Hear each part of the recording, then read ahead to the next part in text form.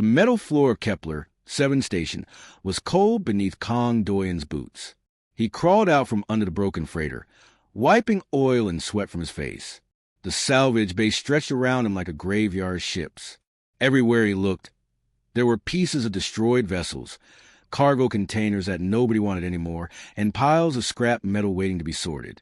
Doyen was 19 years old, but his eyes looked older.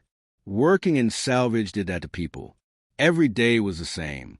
Wake up, work on broken ships. Find parts worth selling. Go to sleep, wake up again. He had been doing this since he was 14. Before that, he lived in an orphanage on Station Delta 9. Before that, he had parents. But Doyen tried not to think about them. Thinking about the past only made the present harder. Hey, Doyen, find anything good. His supervisor called across the bay. The old man's name was Torres, and he had been working salvage for 30 years. Just normal stuff, Doyen shouted back. Navigation systems. Nothing special. He grabbed his tool bag and walked toward the next section. The bay was huge, and there were always new wrecks arriving. Ships crashed in space all the time. Pirates attacked cargo vessels. Military ships had battles. Accidents happened near stations. All of that wreckage ended up places like Kepler 7, and people like Doyen made money by taking it apart. That's when he saw something different. In the corner of the bay, behind a stack of cargo containers, there was a small pod. It wasn't like the other salvage. This pod was clean. It had strange designs carved into its surface, symbols that seemed to glow faintly in the dim light. The metal looked expensive, not like the cheap alloy most ships used. Doyen walked closer. His curiosity was stronger than his caution. The pod's door had a locking mechanism, but it was damaged. Doyen pulled out his plasma cutter and carefully burned through the remaining locks. The door hissed and opened slowly. Inside, sitting on a cushion of preservation foam, was a crown. Doyen stared. He had never seen anything like it. The crown was made of crystal, but not the kind he knew. This crystal changed colors as he looked at it. First blue, then gold, then silver, then red. Strange letters were carved all over it, glowing with their own light. He knew he should call Torres. He knew he should report this to the station authorities. But something pulled him forward. His hand reached out, almost without him deciding to do it. The moment his fingers touched the crown, everything changed. Light exploded from the crystal. Bright, blinding light that filled the entire bay. Strange symbols appeared in the air around Doyen, floating like holograms. They moved fast, showing information he couldn't read. The crown vibrated in his hands, making a sound like singing. Then, just as suddenly, everything went quiet. The light disappeared. The symbols vanished. The crown looked normal again, just sitting in his hands. What did you just do? Torres appeared next to him, breathing hard. His eyes were wide with fear. I don't know, Doyen said honestly. I just touched it and... The bay doors exploded. Metal screamed as something tore through the reinforced entrance. Alarms started blaring everywhere. Red emergency lights flooded the bay. Then they came inside. 12 figures walked through the smoke and debris. They were massive, each one at least 3 meters tall. They had to bend down to fit through the doorway. Their bodies were covered in scales that reflected the emergency lights. Green scales, red scales, blue scales, black scales, each one different. Their eyes glowed like fire. Dragons. Doyen had seen dragons before, but only on news broadcasts and public announcements. The Draconian Empire controlled 17 star systems. They were the most powerful species in known space. They could survive in the vacuum without suits. They could live for thousands of years. Their technology was beyond anything humans had. And they were here, in this salvage bay, looking at him. The largest dragon stepped forward. His scales were black, like midnight. His voice sounded like thunder rolling across a mountain. Kong Doyen, you are under arrest. You have stolen property that belongs to the Draconian Empire. You will come with us now. Doyen's heart was beating so fast, he thought it might break. I didn't steal anything. I found it in salvage. That's legal. That object, The dragon's burning eyes fixed on the crown in Doyen's hands. Is the crown of unity. It belongs to an ancient bloodline. Possession of it without authorization is a crime. The punishment is death. Doyen's hand shook. He looked down at the crown. Then why did it activate when I touched it? The dragons looked at each other. For a moment, nobody spoke. That, another dragon said slowly, is the only reason you are still breathing. Two dragons moved forward and grabbed Doyen's arms. Their grip was strong but not painful. They lifted him off the ground like he weighed nothing. Wait! Torres shouted. You can't just take him. We already have, the leader said. Then he looked at Torres with those burning eyes. Speak of this to anyone, and you will join him. They carried Doyen toward their ship. He clutched the crown against his chest. Behind him, Torres stood frozen in fear. Around him, the salvage bay was destroyed. Ahead of him, a dragon warship waited. Doyen's simple life of salvage and survival was over. Something much bigger had just begun. The Dragon Court was the largest room Doyen had ever seen. The ceiling disappeared into darkness above. The walls were carved from black volcanic rock that still glowed with heat. Thousands of dragons filled the space, sitting on ledges and platforms that defied gravity. Their eyes watched him like stars in the night sky. Doyen stood in the center, chains on his wrists and ankles. The metal was light but unbreakable. He felt very small and very alone. 12 dragons sat on raised platforms around him. These were the dragon lords, the rulers of the empire. The oldest one, a dragon with silver scales that looked like metal, spoke first. Kong Doyen, you are accused of possessing the crown of unity. How do you answer? Her name was Lady Syrax. She had lived for 800 years. Her voice was old but strong. Doyen's chains made noise as he stood straighter. I am not guilty of theft. I found the crown in salvage wreckage. That is legal work. The crown of unity belongs to a bloodline that died 200 years ago, said another lord. This one was huge, with red scales like dried blood. His name was Commander Huang Tejo. No human has a right to touch it. You should die for this crime. Then why did it activate when I touched it? Doyen asked. His voice was shaking, but he kept talking. If I have no right to it, why did it respond to me? Whispers filled the court. Dragons talking to each other in voices that sounded like wind through caves. Lady Syrax raised one claw. Everyone became silent. The crown has ancient technology inside it. It only activates for certain genetic patterns. If it recognizes you, then perhaps your claim has truth. She paused. But the genetic records from Earth were destroyed. We cannot prove where your bloodline comes from. Then let me prove it another way. Doyen said. The words came out before he could stop them. Commander Tejo smiled. It was not a kind smile. You wish to take the trial of essence? Very well. Human. 3 tests.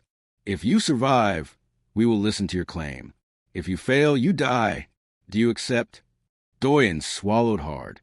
What choice did he have? I accept. From the scholars' section, a young dragon stood up. Her scales were green like jade. My lords, the trials were made for dragons. No human can survive them.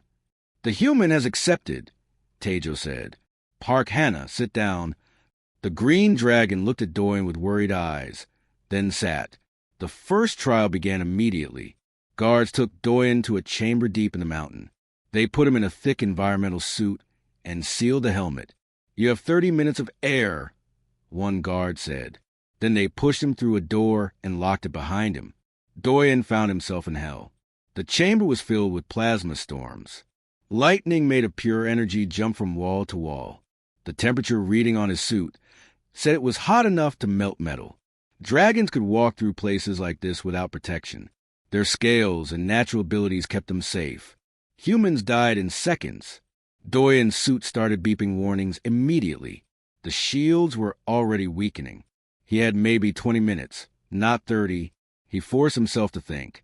This was like salvage work. Dangerous materials, limited time, had to find a solution. He watched the plasma patterns. They moved in rhythms like waves. There were spaces between the storms, small pockets where the energy was less intense. He opened his suit's control panel and started rewiring.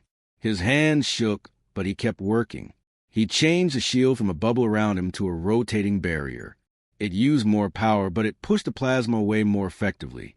Then he moved, carefully, watching the patterns, stepping into safe zones when they appeared. The suit screamed warnings at him, but he ignored them. 28 minutes later, he stumbled out of the chamber. His suit was smoking. The shields were completely dead. But he was alive. The guards stared at him in shock. In the court, dragons were talking loudly. No one expected him to survive. Commander Tejo's face showed anger. You were lucky. The second trial will kill you.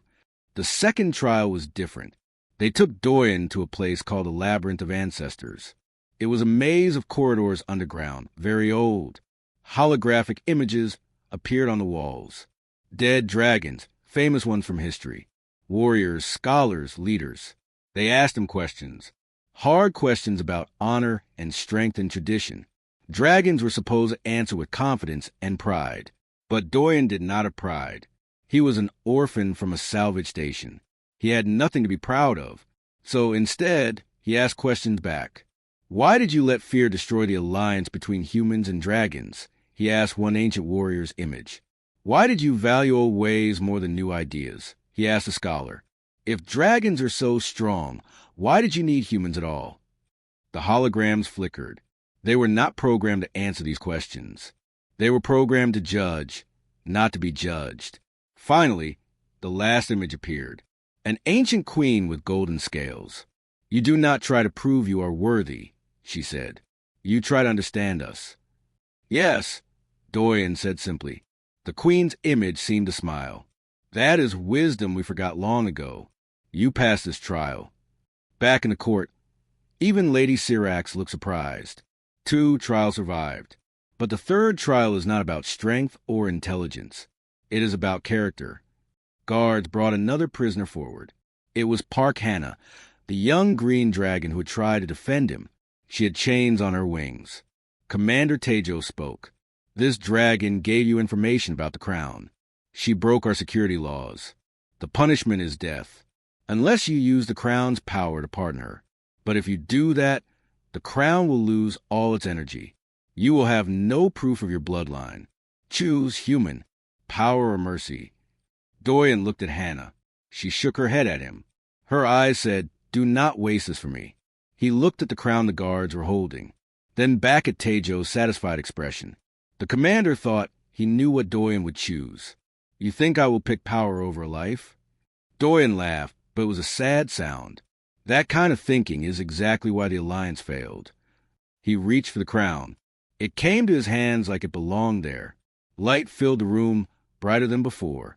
I used the crown's authority. Park Hannah is pardoned. She told the truth. That is not a crime. Power flowed through him. It felt like lightning in his blood. The crown blazed like a star. Then the light faded. The crystals became dull and dark. The crown was dead. Hannah stumbled forward, freed. You fool! You gave up everything. No, Doyen said quietly. I gave up a crown, not the truth. Lady Syrax stood. Her ancient voice filled the court. The trial is complete. Kong Doyen has passed all 3 tests. Commander Tejo roared. He has no proof now. He is nothing. He proved something more important than bloodline, Syrax said. He showed us what leadership means. Service, not domination. But Tejo was not finished. He roared again, and suddenly warriors poured into the court from every entrance. They wore his colors. This was not just a trial anymore. This was a rebellion. Chaos filled the dragon court like a storm. Fire and plasma blasts lit up the ancient chamber. Dragons fought dragons, their roars shaking the mountain itself. Doyen dropped to the ground as a plasma bolt flew over his head and exploded against the wall behind him. Tejo's warriors were not attacking him. They were attacking the other dragon lords. This was not about the crown anymore. This was a coup. Tejo wanted to take control of the entire empire, protect the archives. Lady Syrax shouted as she fought off 3 warriors at once. Her old body moved with deadly grace. The records must survive. Park Hannah grabbed Doyen's arm with her claw. Come with me.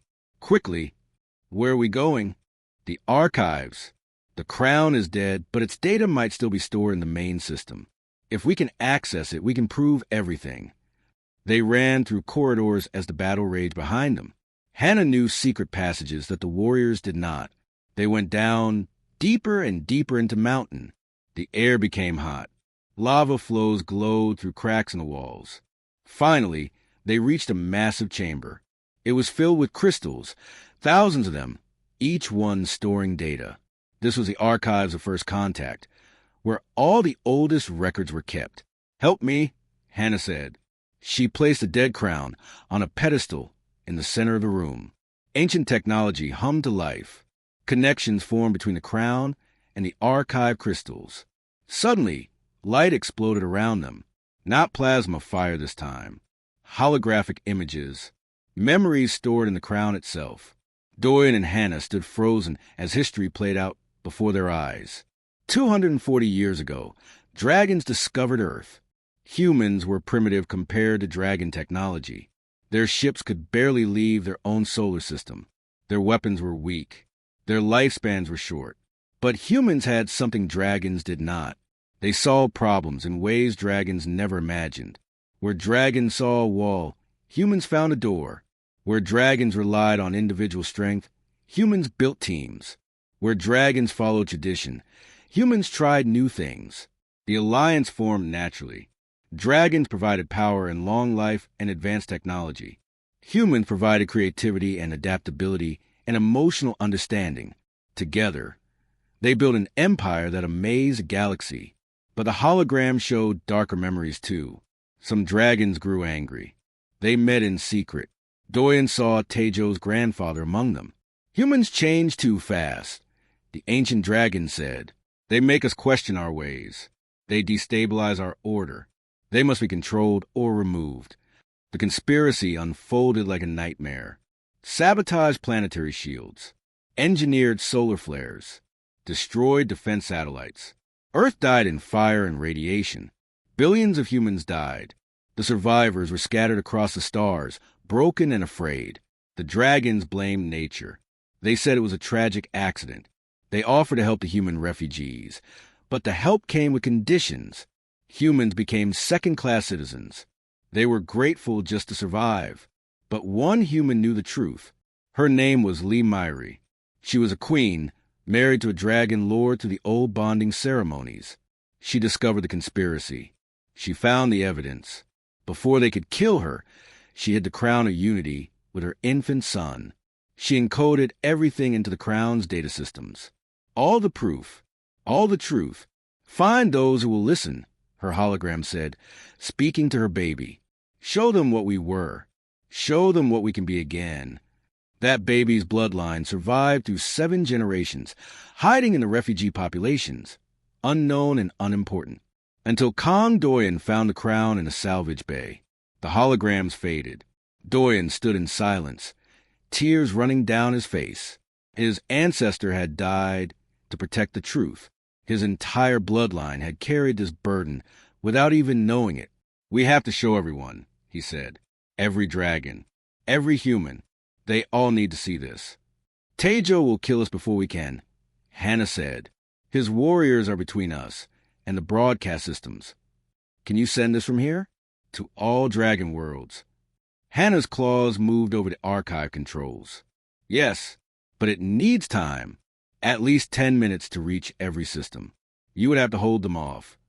Then start broadcasting. Doyen picked up a plasma cutter from a maintenance kit on the wall. It was not a weapon. It was a tool, but it was all he had. I did not survive 3 trials just to hide in a basement now. Hannah looked at him, this small human with his salvager's tool, ready to fight dragon warriors. You're either very brave or very stupid. Probably both. He smiled. Start the broadcast. Her claws flew across the controls. Data began uploading. The broadcast started spreading across the Empire's networks. That was when Tejo's warriors found them. They came through the main entrance, 12 of them in full armor. Their weapons were real military plasma rifles, not tools. They saw Doyen standing there with his cutter, and they laughed. "The human wants a fight," one said. "This will be quick." But Doyen did not fight like a warrior. He fought like a salvager. He knew how things broke. He knew weak points. He used his plasma cutter to collapse the entrance tunnel. Rock and metal fell, blocking some warriors. He rerouted power conduits, creating electrical traps. He knew how environmental suits worked, so he targeted the armor's cooling systems and life support connections. He was not trying to kill them. He was trying to slow them down. One warrior got through his traps. Then another. Doyen was bleeding now. A plasma bolt had grazed his shoulder. Another had burned his leg. He could not keep this up much longer. "Hannah, how much time?" "2 more minutes." A warrior's claw caught Doyen across the chest. He flew backward and hit the wall hard. Pain exploded through his body. The warrior raised his weapon for a final shot. Then Hannah was there. She crashed into the warrior with all her weight, her own claws tearing at his armor. "Not him. You will not hurt him." The warriors hesitated. Park Hannah was one of them. A dragon. She was protecting a human. "Traitor," one warrior shouted. "No," Hannah said. "Loyalist. Loyal to the truth." The archive crystals all flashed at once. Hannah's voice echoed through the chamber. "It is done. The broadcast is complete." Above them, across the planet, across all 17 systems, every screen showed the same thing. Earth burning, the conspiracy, the sabotage, the lies, the original alliance and everything it stood for. Millions of dragons saw it. Billions of humans saw it. The truth spread like light through darkness. The warriors in the archive stood frozen, watching their ancestors' crimes play out on their helmet displays. One warrior lowered his weapon. His voice was quiet. "Is this real?" "Yes," Hannah said. "All of it." Another warrior dropped his rifle. Then another. Tejo himself burst into the chamber, his black scales smoking with rage. "You have doomed us all human. You have destroyed everything." "No." Lady Syrax appeared behind him with loyal guards. Her old face was sad but determined. "He saved us from ourselves. You and your family have been poisoning this empire for centuries. No more." Tejo screamed and tried to attack, but the guards subdued him. Even his own warriors did not help him. They had seen the truth now. Doyen collapsed. Everything hurt. Hannah caught him before he hit the ground. 3 days after broadcast, the empire was breaking apart. Doyen lay in medical bed, his body wrapped in healing bandages. The technology was amazing. Dragon medicine worked faster than anything humans had. But his wounds were deep. The doctors said he needed rest. Outside the medical wing, the empire was tearing itself apart. Park Hannah brought him reports every day. Her face looked more worried each time. "It is getting worse," she said. 6 worlds of violence now. Dragons fighting dragons. Humans fighting dragons. Some demand immediate equality. Others want the old ways back. Tejo supporters say you're a liar. They claim the recordings were fake. Doyen closed his eyes. "I just wanted to show the truth." "I know, but truth is like fire. It burns away lies, but it can also destroy everything around it." Hannah sat beside his bed. "They are calling for another judgment. They want you to decide. Will you rule the empire or not?" "I never wanted to rule anyone." "That is why they need you to answer." Lady Syrax entered the room. The old dragon looked tired. "Kong Doyen, can you walk?" "I think so." "Good. The dragon lords are gathering. All of them, not just the 12. Representatives from every major clan. Thousands will be there. They want to hear from you." Doyen pulled himself out of bed. His legs shook, but held. "What do they want me to say?" "That is for you to decide." The Grand Court was even more crowded than before. Dragons filled every space, perched on walls and ceiling. Human representatives stood in their own section, hundreds of them. Doyen had never seen so many humans in one place. He stood in the center again, but this time without chains. Lady Syrax's voice boomed. "Speak, Kong Doyen. Tell us what you want." Doyen took a deep breath. His ribs hurt, but he stood straight. I want what the original alliance wanted. Partnership, not human rule, not dragon rule. Both species working together. Impossible! A dragon shouted from the crowd. Humans only live 80 years. How can they lead? Dragons only think one way, a human voice answered. How can they adapt? Arguments exploded. Dragons roaring. Humans shouting. The court became chaos. Doyen raised his voice. He was surprised it carried so well. You are both right. Silence fell. Humans cannot do what dragons do. We are weak. We die quickly. We have no natural armor. Doyen looked around at all the faces watching him. And dragons cannot do what humans do. You are strong but rigid, powerful but slow to change. That is not an insult. It is just truth. He walked forward, ignoring the pain. I am a salvager. I find broken things and make them work again. This empire is broken, but all the pieces are here. We just need to put them together differently. A young dragon warrior stood. He had the same black scales as Tejo. My name is Huang Juno. I am Tejo's nephew. These are pretty words, human. But what happens when humans want revenge for Earth? When they want dragon blood? Some will, Doyen admitted, just like some dragons will always see humans as inferior. But most people, dragon or human, just want to live without fear. They want their children safe. They want to work and rest and be happy. The truth is most people are not warriors or leaders. They are just people. An old human man stepped forward. His hair was white. His face had many wrinkles. Few humans live to be so old.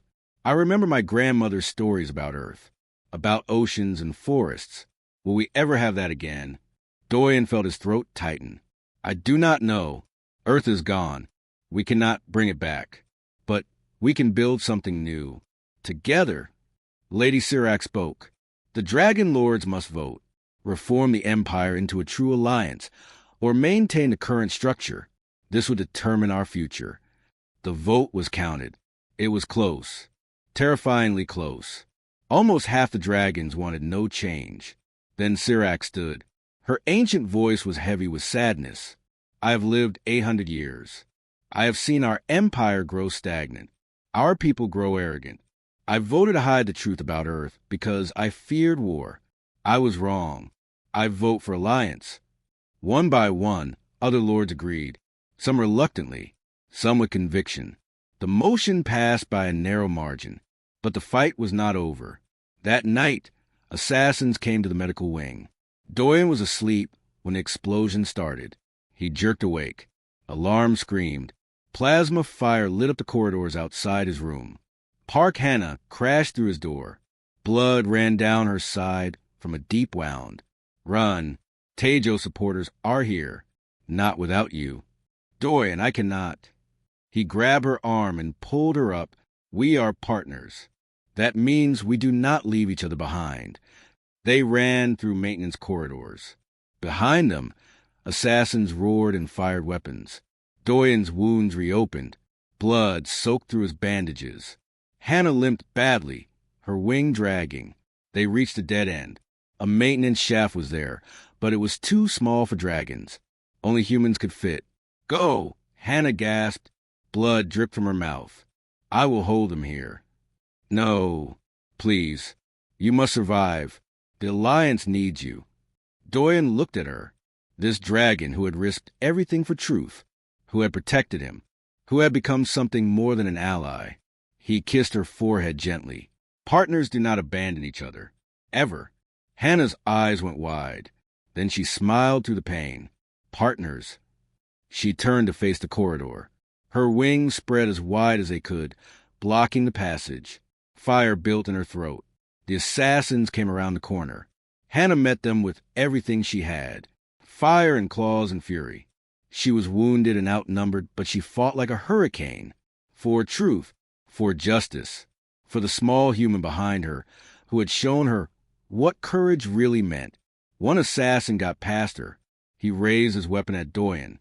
Then Lady Sirac appeared like thunder.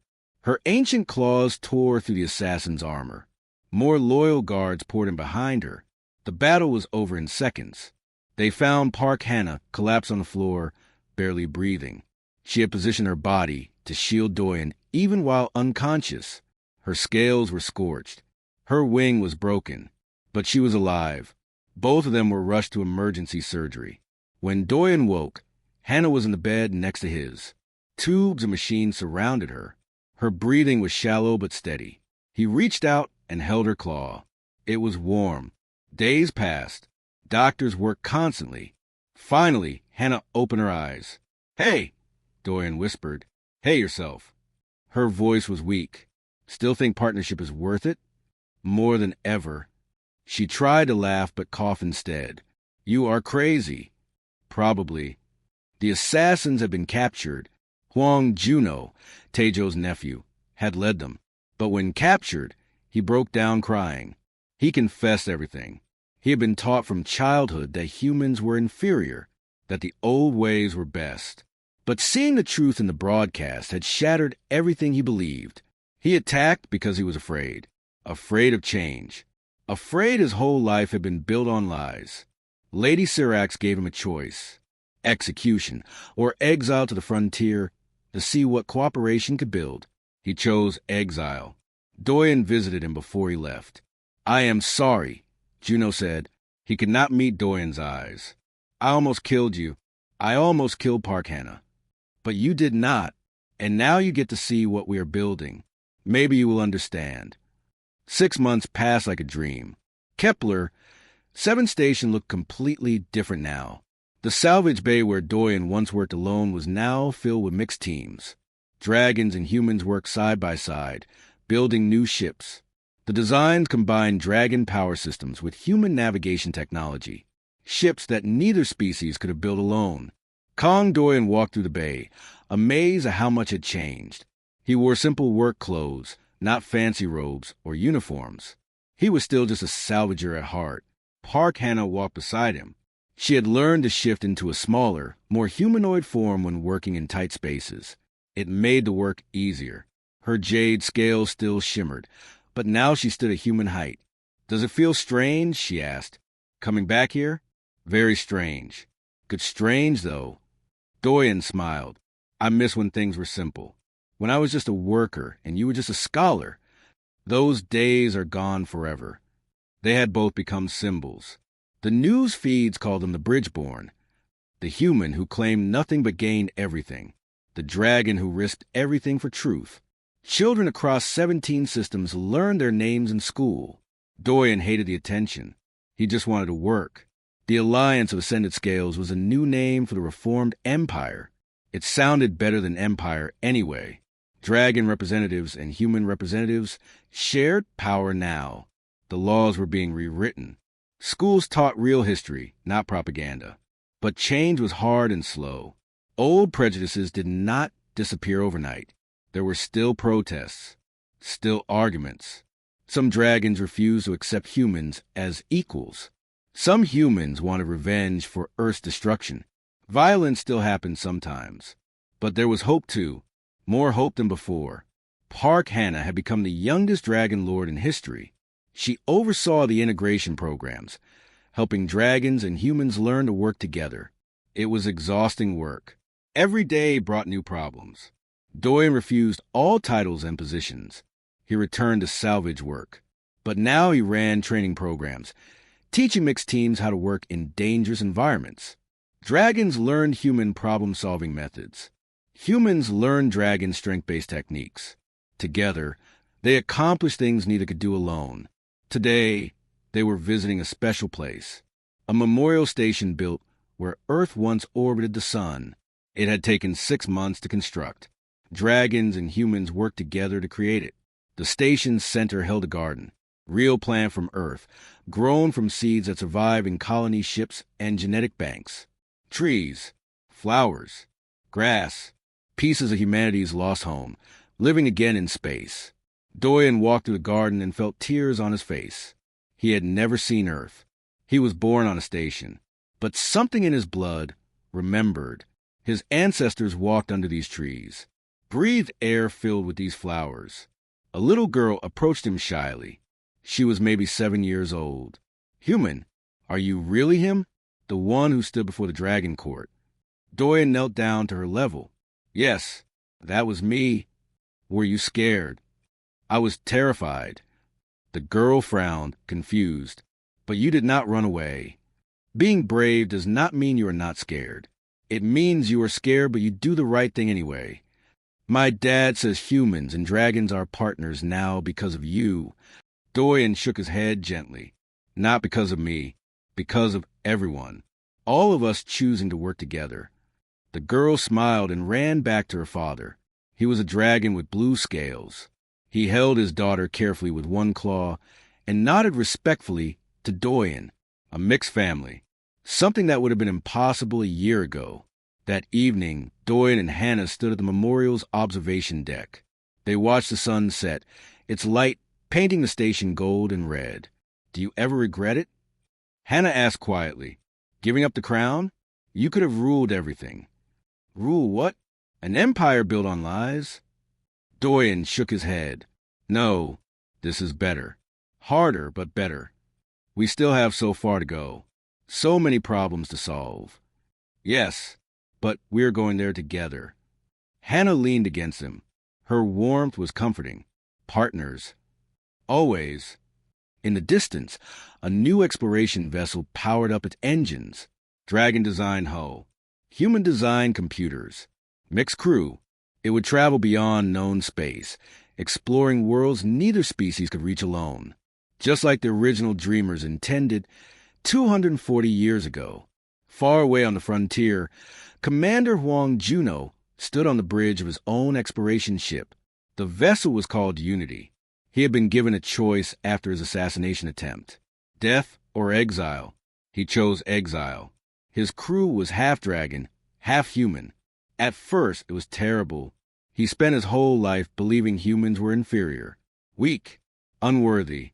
But over the past 6 months, he watched a human engineer solve impossible problems in minutes.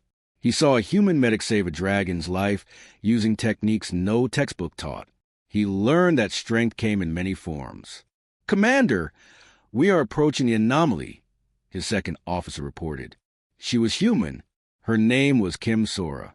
All stations ready. Let's see what is out there. Through the viewport, an unexplored star system waited. Dragons and humans working together, pushing into the unknown. It gave him hope. Back on Pyro's Prime, Doyen spoke to a gathering of young people, dragons and humans both, eager to hear his story. People ask me what I want my legacy to be, he said. I do not want a legacy. I want what we are building right now. A universe where anyone could be friends with anyone, where species that were enemies remember they were always meant to be partners. A young dragon raised her claw. But how do we keep it? What if we forget again? Then we remember. Doyen said simply, we tell the stories. We honor the truth, even when it hurts. We choose courage over fear every single day. We choose partnership over domination.